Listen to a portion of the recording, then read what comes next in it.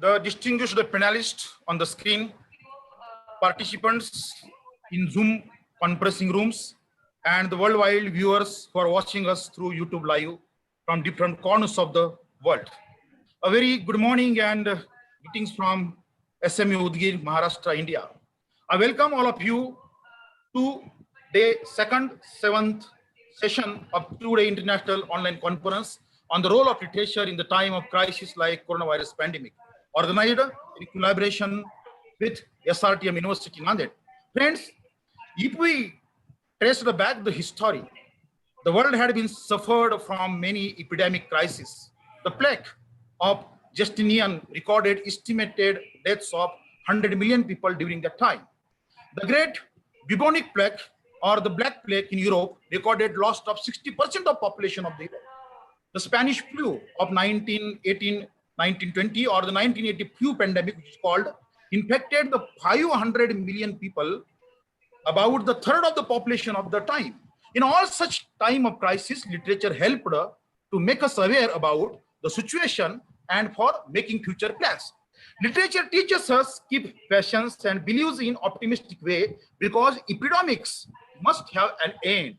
If we look after our lives and take some precautions in that time, we can save our lives. Literature makes us aware about the situation such as the condition of the world in present COVID-19 pandemic, where people are under quarantine, social distancing and lockdown.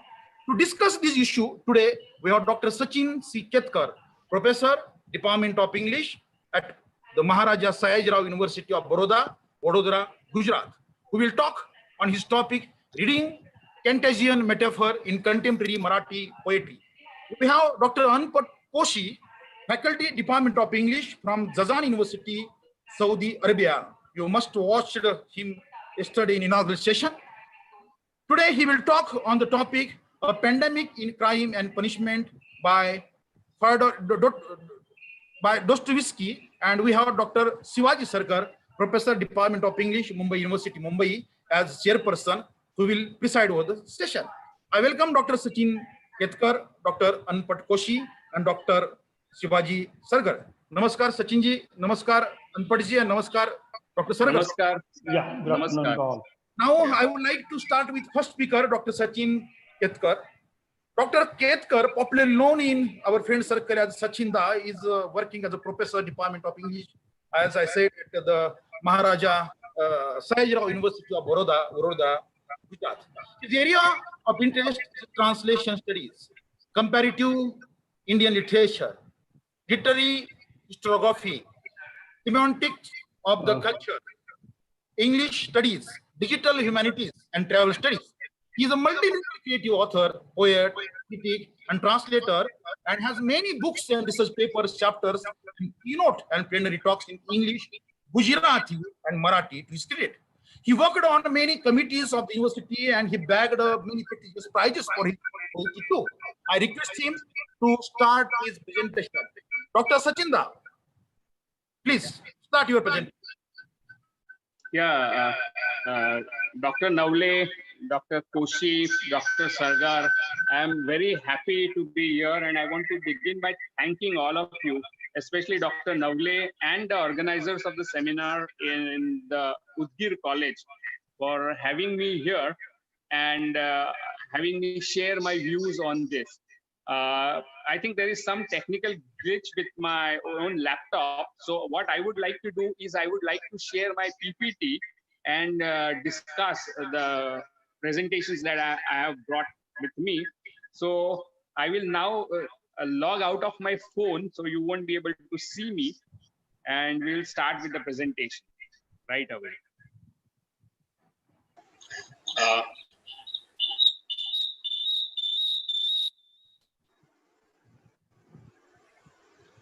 Can you see my? Yes.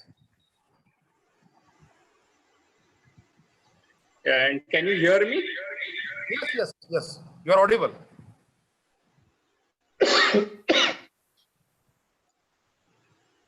Yeah, so I would like to thank all of you for having me here.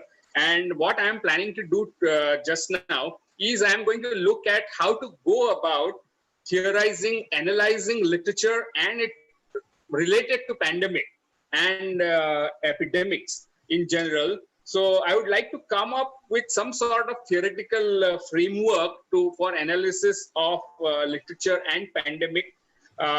For that, I will draw upon certain conceptualizations which will be helpful, I think, for the researchers who are looking forward to writing a paper or taking up this project where the question of pandemic and literature will be engaged with.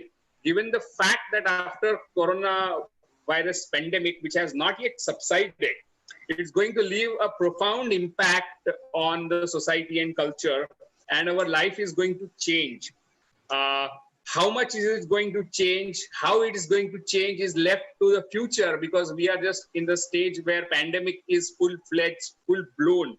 So as Dr. Navle has rightly pointed out, and I want to congratulate him for having this very interesting seminar which will help the researchers and teachers to deal with these questions of pandemic and society culture, within which we will be looking at questions of literature.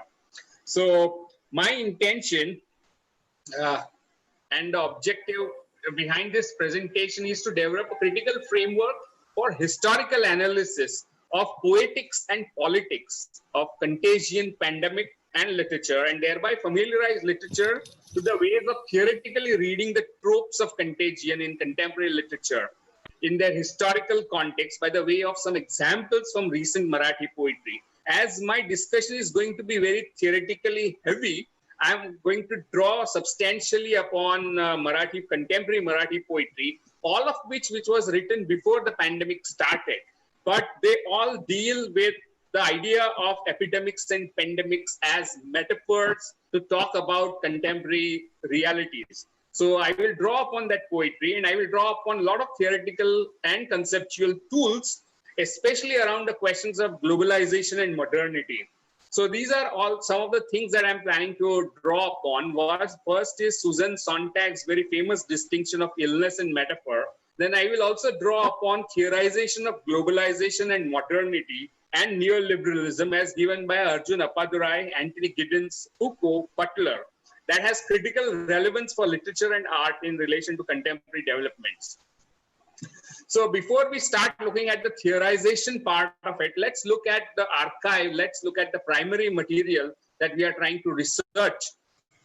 And for that, I have selected new Marathi poetry and the avant-garde Marathi poetry that after 1990s, for those who are aware, has undergone a spectacular shift in terms of sensibility, linguistic orientation, styles, and thematic concerns. And all that has happened in the broader context of something called globalization and liberalization that started after 1990s. This poetry is very often slotted under the category of Navadottar or post-90s poetry, though I would prefer to call it poetry after globalization.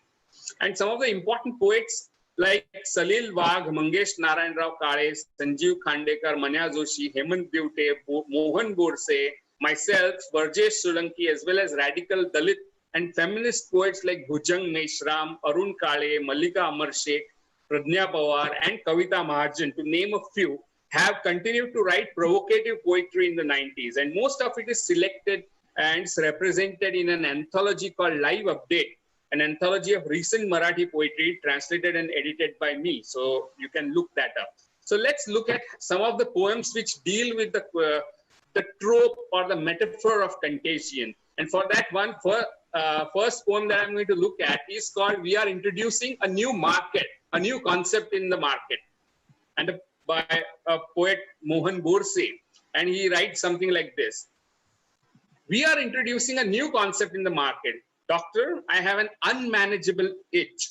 I have red abrasions due to incessant scratching. I don't know what epidemic it is. Everyone is scratching their heads, back, hands, feet, loins. Shopping malls are overflowing with medicine. The newspapers are abound with the advertisement of government schemes. The atmosphere is foggy. I can't even see the person beside me. All the flats are closing their doors, doctor. One can only hear the screaming from MTV. one can hear the slogan, "Ye dil mange more, doctor." The news about starvation death is smothered in the corner of newspapers. Now I no longer feel ashamed of scratching my loins in the midst of a crowded street, doctor. This poem was written in 2005, 15 years before our epidemic that we are living in.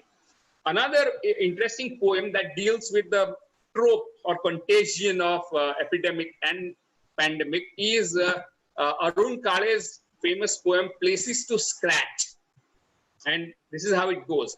There are some special places, especially reserved for scratching. Arrogance turns into God. Places to scratch becomes pilgrimages. Horses darkening the nationalist pride with venom of hatred for other castes and religion are let loose upon us. Only the sun, however, is the enemy number one, who alone can stop contagion from spreading. Stubborn peasants in their scratch garden refuse to grow the thorny hedges. As one can't bury one's fingers deep into the blood-soiled earth, they take extreme care to spread the area of infection to cure the itch. And this is from a poem called Khazavण्याची Jaga from late Arun Kale's collection, Sirenche Shahar. Arun Kale is a very important Dalit poet of the time. And you can see that for him, metaphor of epidemic stands for something which is actually endemic to our society. That is casteism, communalism, and how these endemic things come out in the times of contagion is something that we are all aware of.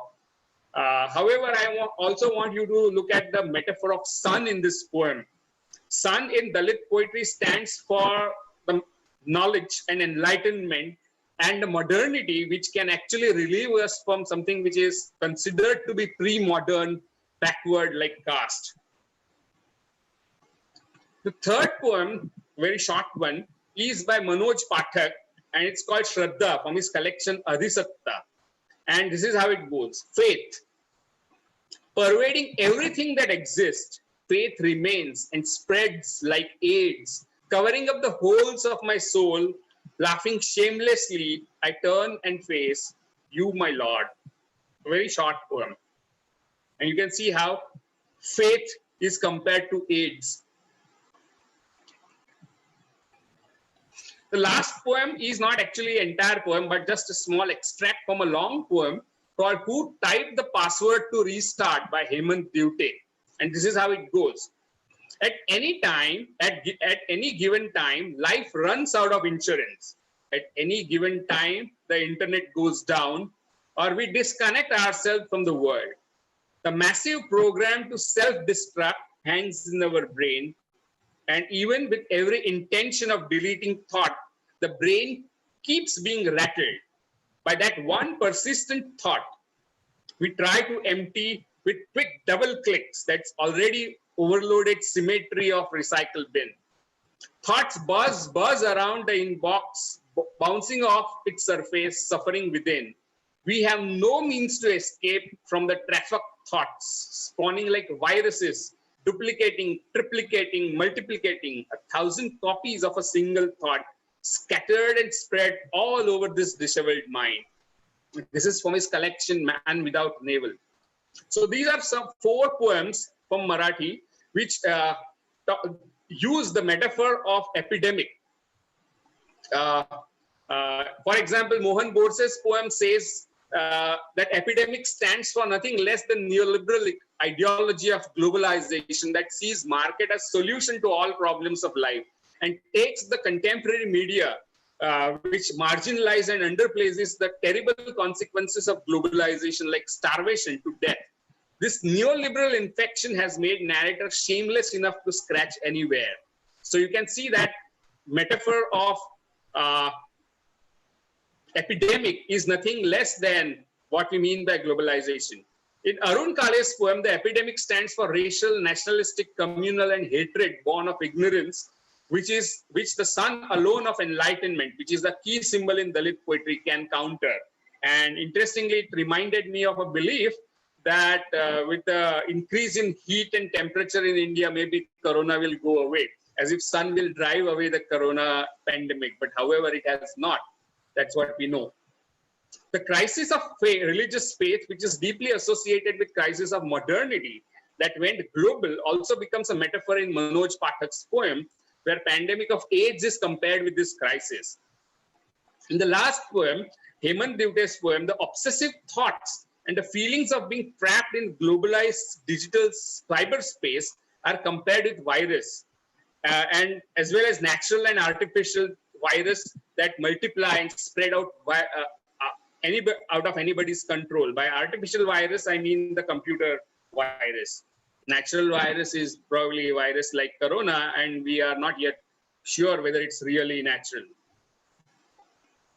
Okay, so that brings us to how to theorize, conceptualize, research the relation between literature and pandemic, especially corona. And what we have seen that in the tropes used in this poem, it almost stands for modernity and globalization and neoliberalism, as in these poems. So we need to have a handle over the questions of globalization and modernity and even postmodernity. And globalization, how is it connected to the question of modernity? And some of the important theorists like Arjun Appadurai has drawn upon electronic media and migration as important ideas that underscore the work of imagination, which he calls constitutive feature of modern subjectivity. So modernity for Appadurai is modern imagination, and it's influenced by, according to him, 5 important scapes: ethnoscapes, mediascapes, technoscapes, and ideoscapes, and which they build this imagined world that we all inhabit today. Literature and art and poetry, like Marathi poetry that we have seen, is a product of this imagination that is constitutive feature of modern subjectivity and deeply influenced by these cultural flows. While the pandemic may impact the flow of migrants, the other landscapes and other flows of globalization will continue unabated. Hence, globalization in different form will continue to shape literary and artistic imaginations in future. Another very important theorist of globalization is Anthony Giddens, who describes globalized world of 1989 onwards as everyday life, which is transformed by worldwide communication revolution driven by satellite communication, the internet, the smartphones, the globalist marketplace, and so on. And it has thrown up new range of risk situations. New risk situations not only include cross-border terrorism, rapid advances in artificial intelligence, global warming, climate change, but also outbreaks of global pandemics like the one we are experiencing just now. For Giddens, globalization is not postmodern or postmodernity. For him, what we call as postmodernity is intensification of modernity, modernity amplified. And he goes on to, he has tried to demonstrate in his writing that modernity is inherently globalizing. There is something built within modernity which goes global, goes viral. So globalization, looking at these two theories, is to be understood not as a singular term, but as an umbrella term for multiple processes. So even if some processes like economic are impacted, the technological and the cultural side of globalization will continue to work. And Marathi poetry has been engaging with this crisis of globalized modernity from 1990. There has been some speculation whether globalization is finished. And to that, Arjun Appadurai, in a recent article, has dismissed these questions regarding death of globalization as wishful thinking. And he states that it's a horse that left the barn 30 years ago when Soviet Union fell, when free markets for labor and capital became the norm, and when financial market became more and more than goods and services. These trends, according to Appadurai, cannot be reversed any more than industrial revolutions or emergence of computer. So that brings us to the question of how to read these tropes, these specific images and metaphors in literature that deal with pandemic. For a most famous example, all of us are aware, is the trope of epidemic used in the famous novel, The Plague by Albert Camus, but we are looking specifically at Marathi tropes. One of the important formulation to understand metaphors of epidemics and illness comes from Susan Sontag.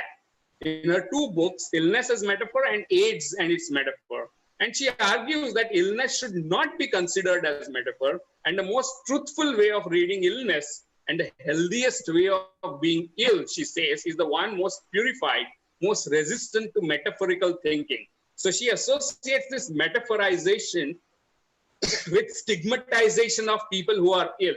So people who are ill are supposed to have done something wrong in their life, or there is some problem with them as people rather than bodies. So there is a tendency to stigmatize the ill people. And all of us are familiar with that discrimination happening just now, how certain doctors have been treated in their societies. She goes on to critically examine the cultural history of metaphors and mythological meanings associated with TB and cancer in the West. And she also looks at certain metaphors like militaristic metaphors. All of us have heard of coronavirus or war against corona.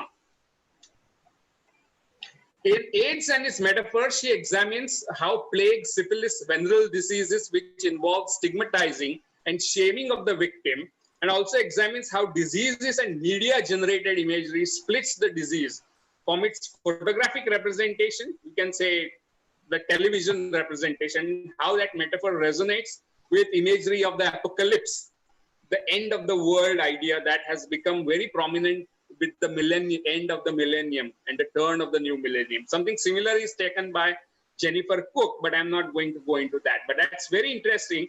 She talks about how plague is an archetype with kind of apocalyptic resonances. So you can look up this book. I want to look at another theorization of modernity, globalization, and power, which is very influential for understanding of pandemics. And it comes from Michel Foucault and his theory of governmentality and biopolitics.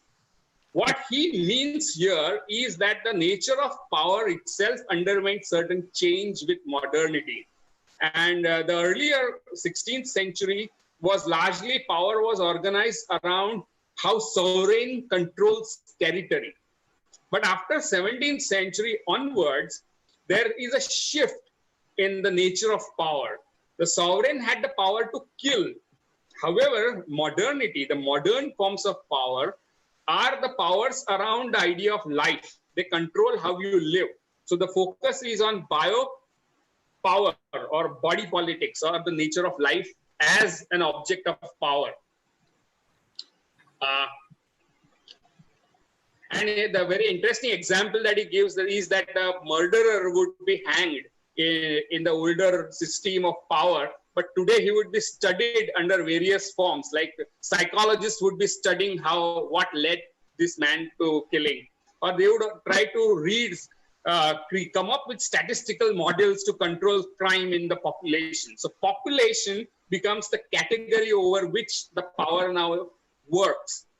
And that's why you can see that whenever you turn on a television today, all we see is statistics. It's all statistics, it's all number that is thrown to us, because the focus of the power is no longer on the death of an individual, but on how bodies of the population can be controlled. I'm going to skip all this thing, but the very important thing for us is that he still looks at power as a kind related to nation state, as if nation state controls population and statistics. But after 1990, I think the whole question of biopower and sovereignty, surveillance and governmentality has become a global problem. The last idea that I want to discuss, and after this I will stop, is the idea of precarity, which is actually building upon Foucault's idea of biopower. And what she means by precariousness or precarity is very relevant to us. She notes that by definition, precarious is that our life is no longer guaranteed, is never guaranteed. It's always dependent upon something. And it's always contingent. And limited. We are always vulnerable to death and all sorts of bodily and all sorts of harm. But precarity, as against precariousness, is a politically induced condition under which populations suffer from failing economic networks of support and become differentially exposed to injury, violence, and death. So certain sections of population are less exposed to the pandemic or to epidemic or all forms of violence, all forms of injury, all forms of risk. So risk in a society is a differentially distributed thing and it's unequal. So inequality plays out in the way people's lives are at stake. So a policeman is more prone, or a nurse is more prone, is at greater risk than, say, for example, professors of English discussing things on webinar. So a distinction between precariousness and precarity is a critical distinction that we need to keep in mind when we start thinking about relation about literature and pandemic. And she uses the word grievability. Means not all lives are equally grievable. Means if some important VIP dies, then there is shock sabha. But if a migrant labor dies because of corona, then there is a certain sense of less grievability. And the argument that I'm making is that contemporary Marathi poetry, through its contagion metaphors, reveals this precarity and precariousness of human existence in the post-global world. Thus, the metaphors for pandemic in these poems are not used to stigmatize or shame the body of ill persons, as Susan Sontag seemed to be arguing, but they are used to criticize the globalized, governmentalized space of surveillance, where all of us are statistics lacking any individuality or personhood. We are just numbers that will be thrown up on the image. So these are certain ideas that we need to bear in mind when we go and look at the question of how to examine the relation between literature and pandemics after 2020. So these are some of my primary texts and these are my secondary texts. I think this will be useful for the students and researchers. So I want to stop here and thank Dr. Navle once again for giving me an opportunity to share my own research, my own ideas with such important teachers and my distinguished panelists, Dr. Koshi, whom I'm meeting for the first time probably on the net, and Dr. Sargar, who I have met more offline than in person. Thank you, Dr. Sachin Ketkar, sir. Thank Very you. wonderful session.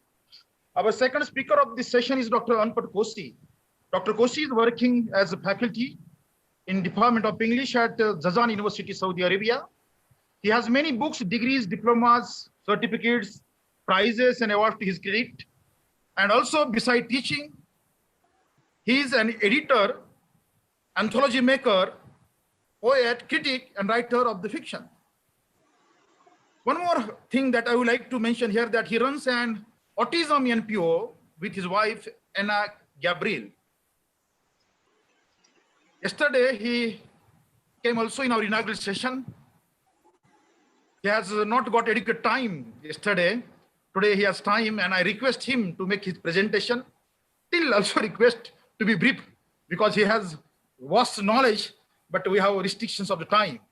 Dr. Untitled Koshi, please proceed with your talk, please.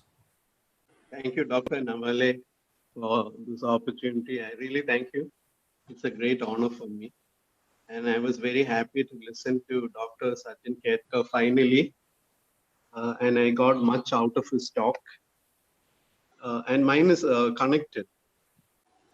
So let me start without further ado. So I'm giving it as a talk without any attendant PowerPoint, but I can release the text of the whole talk for anyone who wants it. So, A Pandemic in Crime and Punishment by Fyodor Dostoevsky. That is my title.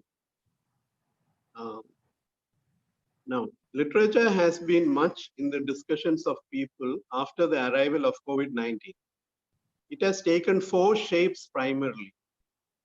First, people have shown an interest in how some texts or movies were supposedly predictive or prophetic earlier of what is happening now. Snippets of such works were circulated on WhatsApp University religiously. WhatsApp University within quotation marks. I mean, even now, Dr. Sachin Ketkar read a Marathi poem which was written much earlier, but which seems predictive or prophetic of what is happening now. Some texts that came to the fore thus were, as you all know, the movie Contagion, starring among others Kate Winslet. And so now the word contagion is used often. One of the books mentioned was Eyes of Darkness, a science fiction novel written by Dean Koontz and published in 1981. The other book was End of Days, Predictions and Prophecies about the End of the World, co-written by a psychic and spiritual teacher, Sylvia Brown, and published in 2008. Eyes of Darkness refers to Wuhan, and so many people found it very interesting. There were more books. There was a Russian prophetess. There were many. But here is an example you would not have heard of, worth hearing of. Fred Vargas is the pseudonym of Frederic Audouin Rousseau, one of the greatest living crime fiction writers in French. Vargas is also a historian and archaeologist.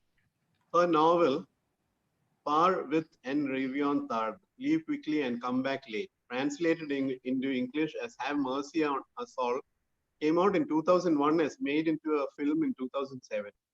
It revolves around some anonymous cryptic messages announcing the return of the plague in modern-day Paris. Several cadavers turn up in various places in Paris with signs of rat flea bites and blackened blood. Inspector Adamsberg has to conduct his investigation in a skillful juxtaposition of 15th century Europe and modern-day France, reminding us of the novels of Umberto Eco, The Name of the Rose. The title of the novel is taken from the advice given by a medical treatise of the Middle Ages in the case of an outbreak of plague, showing flight or escape as the only solution.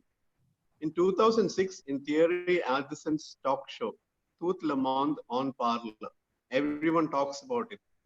Vargas was questioned by Ardison and Laurent Baffy about the bird flu which was then making its round in France. Now comes the interesting part. During this show, she made a prediction about the consequences of a pandemic on our daily life, which has, by its aptitude, come back to haunt the memory of the French people. She talked about the paucity of masks. The problem is that one will not have enough masks. It's a question of production and the quantity. She said, one has to be self-sufficient and not put oneself in the hands of the government, who cannot feed people in a quarantine as they will not have enough food or masks. Even if one has masks, one should wear glasses too, because the virus will enter through the mucus of the eyes. And then one is talking of an aerosol. One has to keep a 3-meter distance for a yawn, 2 meters to talk. It will disperse aerosols in one's hair everywhere. She continues to say that she envisages the fabrication of a cloak which will protect one's whole body from the virus. To go out safely to do one's shopping for an hour or two, this will be indispensable. One can go out with a plastic transparent cloak. The idea is to force the intruding virus to fall to the ground on impact with the cloak and condense with the droplets. It may look funny to you, but you will be happy when I deliver to you your little cloak. Despite Laurent Baffy's jibes about the famous cloak, Vargas remains serious in her idea of each person having one's own cape for protection against the virus. So, she was very perceptive, you can say, about the future. While this kind of predictive or prophetic writing about the future may or may not feed our sensationalist instincts, even as yellow journalism on COVID-19 does, which talks about the deaths and tries to make us feel sad about it. Literature proper too came to the fore.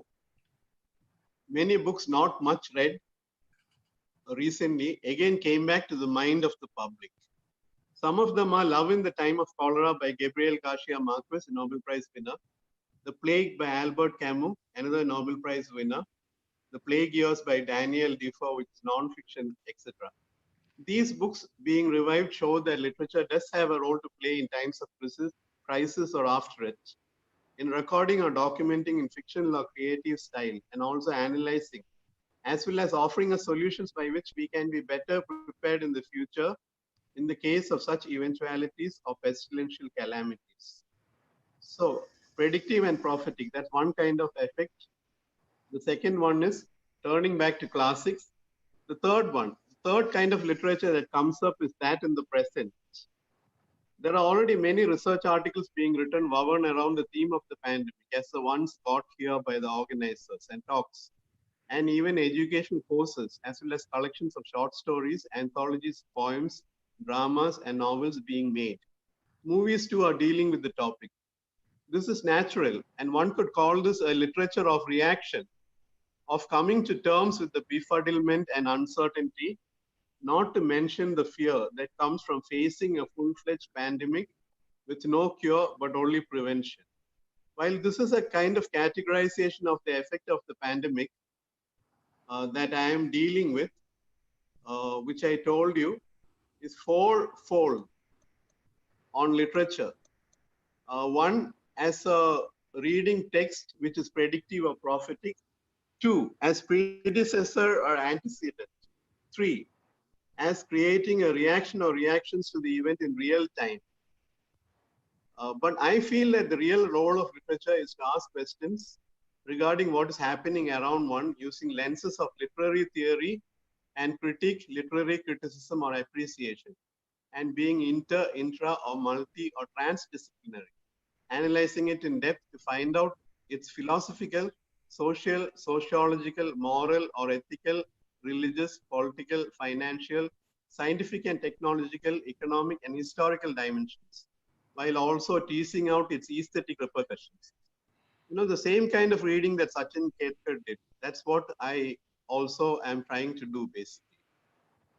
What I mean here is that to point out the interconnectedness in terms of textuality may be superficial, like how a friend of mine titled a poem as Love in the Time of COVID-19. But I want to look at it deeper by taking a not much notice section from Dostoevsky's Crime and Punishment.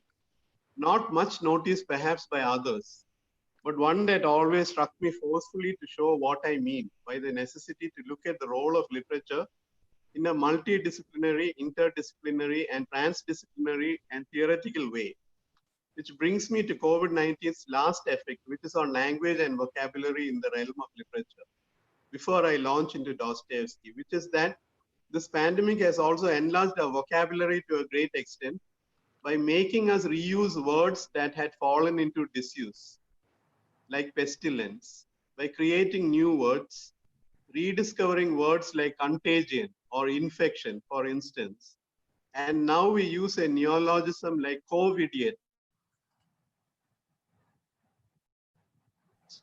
as easily as we use corona itself in its etymology. This brings me to the end of the first part of my talk, which is a mentioning finally of the fact that due to the dual nature of things, to put it in philosophical terms, each disaster also brings with it its own advantages, making human beings more resilient in our fight for survival against whatever odds life or nature or situations or God or fate throws at us. To sum up so far, COVID-19 has made us look back at predictions and prophecies, react and create new literature, look back at pandemic or epidemic classics in literature, and enriched and enlarged our language and vocabulary in myriad ways. Now to come to the passage in Dostoevsky's Crime and Punishment, which interests me as I connect it to the present global crisis, which is Corona, and the role of literature regarding it, which I cannot separate from transdisciplinary and theoretical approaches in analysis, or from the role of healing mankind and the earth, eco-spiritually, in my reckoning. So the theory that I would like to think of in connection with this passage is eco-spirituality. He, Raskolnikov, was in the hospital from the middle of Lent till after Easter. When he was better, he remembered the dreams he had while he was feverish and delirious. He dreamt that the whole world was condemned to a terrible new strange plague that had come to Europe from the depths of Asia. This is from Crime and Punishment in the epilogue, and I'm using the Gutenberg text of Constance Garnett. I want to delve briefly on the predictive or prophetic aspect of literature here that I mentioned earlier, not to merely sensationalize. Here, Dostoevsky seems to almost predict or prophesy our time and the COVID-19 pandemic that it will come from Asia. It may or may not be intentional or discriminatory on his part or just stereotyping Asia, but it is important, as are the other aspects that I outlined earlier in reading or interpreting this dream and its aftermath. I mean that it has to be read in terms of philosophy, science, religion, ethics, history, economics, finance, psychology, sociology, nation, and ideology. To continue with the passage, all were to be destroyed except a very few chosen. Some new sorts of microbes were attacking the bodies of men, but these microbes were endowed with intelligence and will. This is very curious because he says, we know about the COVID-19 that it has two strains. And COVID-19 itself is an evolution of earlier strains of virus.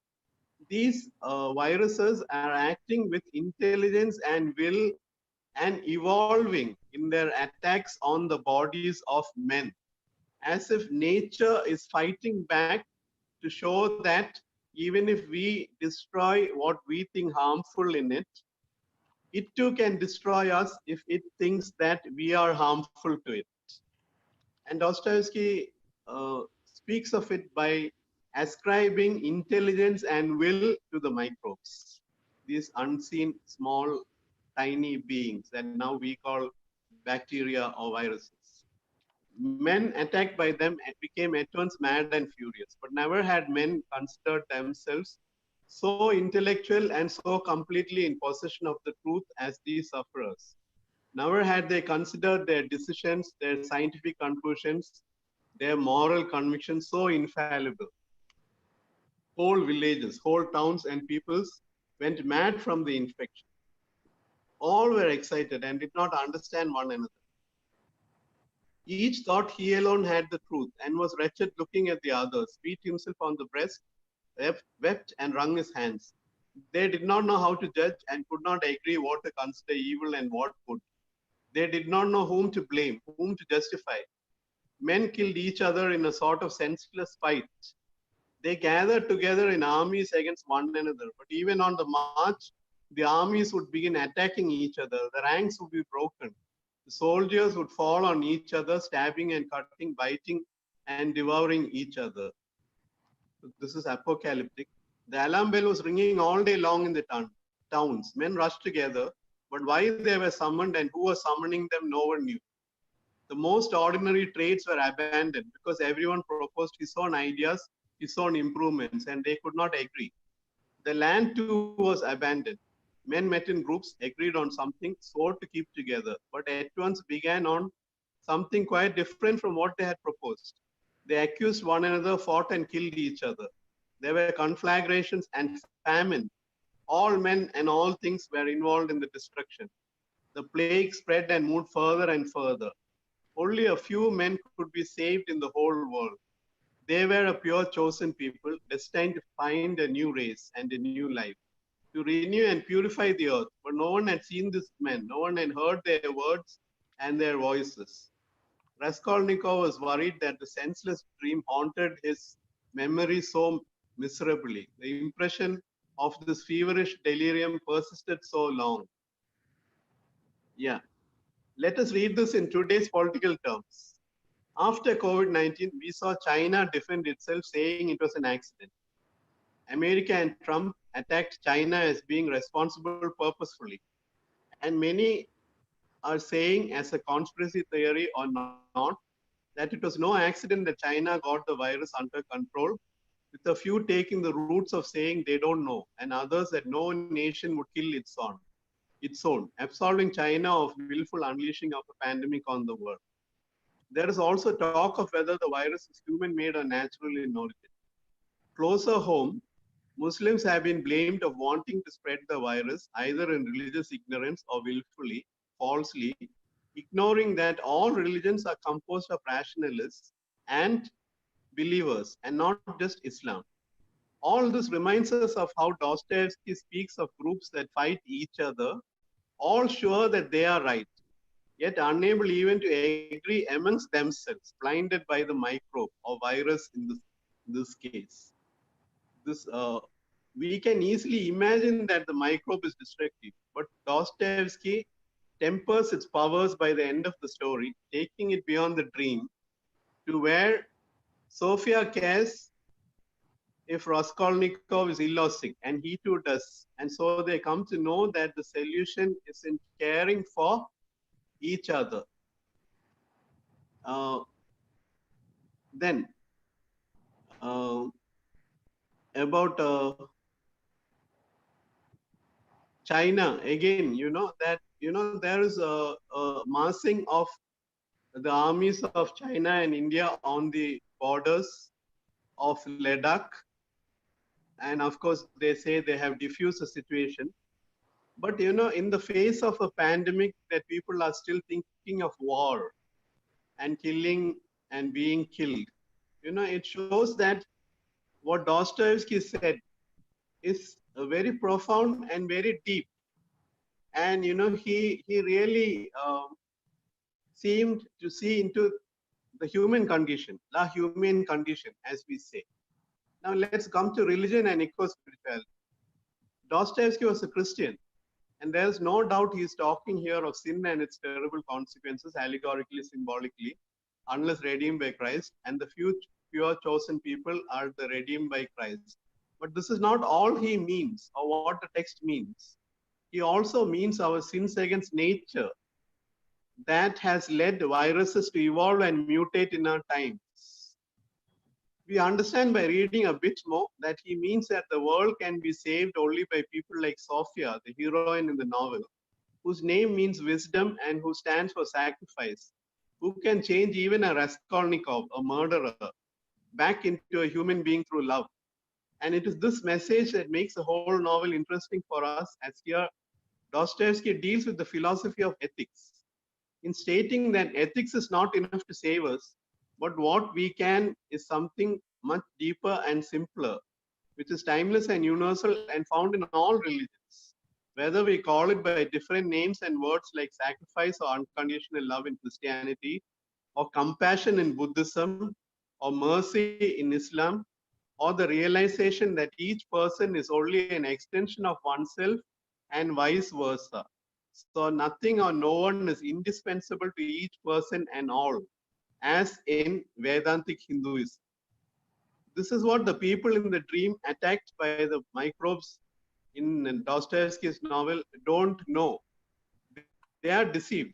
But Raskolnikov himself is not, as his eyes are opened by Sophia's love. That illness or pestilence or an epidemic or pandemic is not the end of things, but the lack of love, of being loved and of loving, of unity and oneness of mankind is a great tragedy. Axel Monte, so I have dealt with the passage in terms of science, invisible microbes, bringing death and confusion, uncertainty, having no cure, origin uncertain.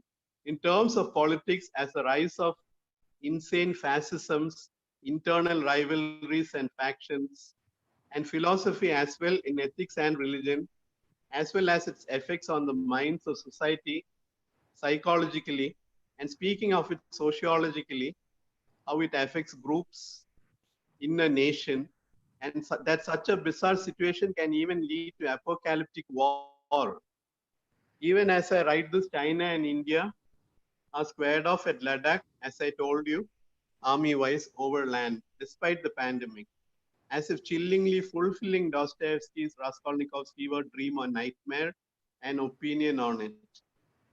And opinions on it are divided as usual. This is a real role of literature to make us think beyond surfaces and see why it is indispensable still, but only in alignment with other disciplines, with other theories. And in this case, I have used interdisciplinary measures or transdisciplinary measures for analysis and eco-criticism and eco-spirituality. Axel Munthe wrote in the story of San Michel. He was a doctor. And he wrote, why don't we build more hospitals and fewer churches? You could pray to God everywhere, but you can't operate in a gutter. Camus wrote in The Plague. The plague bacillus never dies or disappears for good. It can lie dormant for years and years in furniture and linen chests. It bides its time in bedrooms, cellars, trunks, and bookshelves. And perhaps a day would come when, for the bane of the enlightening of men, it would rouse up its rats again and send them forth to die in a happy city. He also wrote, there's no question of heroism in all this. It's a matter of common decency. That's an idea which may make some people smile, but the only means of fighting a plague or a pandemic is common decency. So to end my talk, I have much more to say, but time is short. The present crisis may seem terrifying to us as it seems to make us aware of our fear of death, but literature remains a clear guide. If we are ready to read it carefully, applying theory and a transdisciplinary method, as in Dostoevsky, Munte, Camus, Donne, the Bible, etc., as always, to aid and succor us, and so its role is not diminished. The role of literature is not diminished, but only enhanced and enriched, according to me, if we know it well and spread around its matchless, its matchless ability of the ability of fine writing that goes deep into the human condition, as it remains our new scripture. Literature is our new scripture, whether in film or. Thank you. Thank you, Dr. Koshi, sir. It's very wonderful. Now, I would like to request Dr. Shivaji Sargar to make his comments as a chairperson. Dr. Shivaji Sargar is a professor in Department of English at Mumbai University, Mumbai. He has 8 books and many research papers, chapters, and plenary talks to his credit. He has worked as chairman, Board of Study in English of Mumbai University. He is also a member of the Board of Study in English of some other universities. He visited a few countries and presented his paper. I request him once again to make his comments as the session chair. Dr. Sargar, please. Thank you, Dr. Navle, for your very warm and long introduction, though I had very few minutes to spare. So it's my pleasure to be the part of this 2-day international web conference on the role of literature in the time of crisis like coronavirus pandemic, which is organized by Shivaji Mahavidyalaya Udgir in collaboration with SRTM University Nanded. As a chairperson of a plenary session, which is 7th today, in which there are 2 speakers. The first speaker, Dr. Sachin Ketkar, who is the professor of English from the Maharaja Sayajirao University, Baroda, who spoke on globalization gone viral, reading contagion from metaphors in contemporary Marathi poetry. The poems Dr. Ketkar referred here are written originally in Marathi.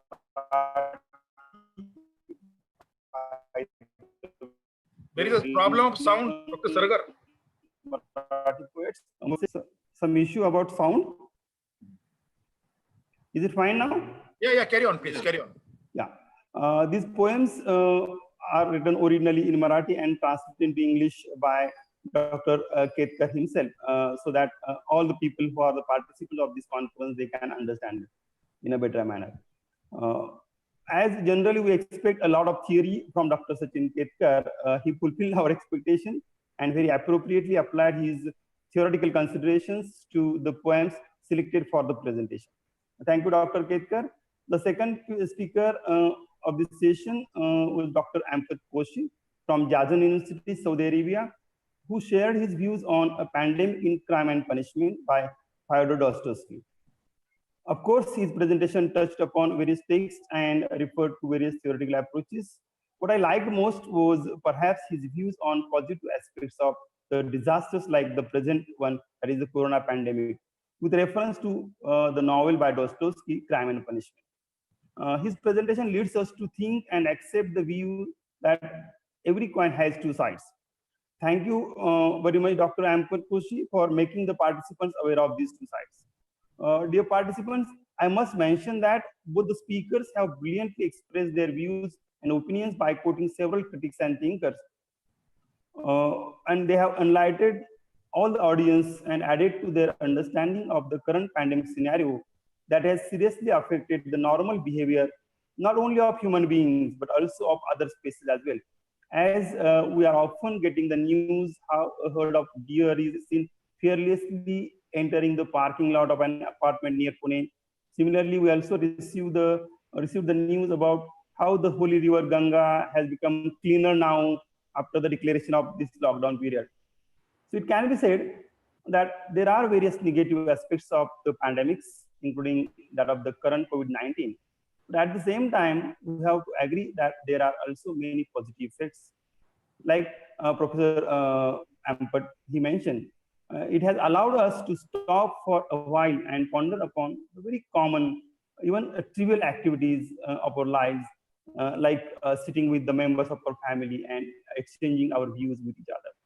Though it seems very common in our life, I'm sure it was very rare in the lives of many of us pre this COVID-19 situation, as we used to keep running all the time behind one or the other thing, as if we are machines.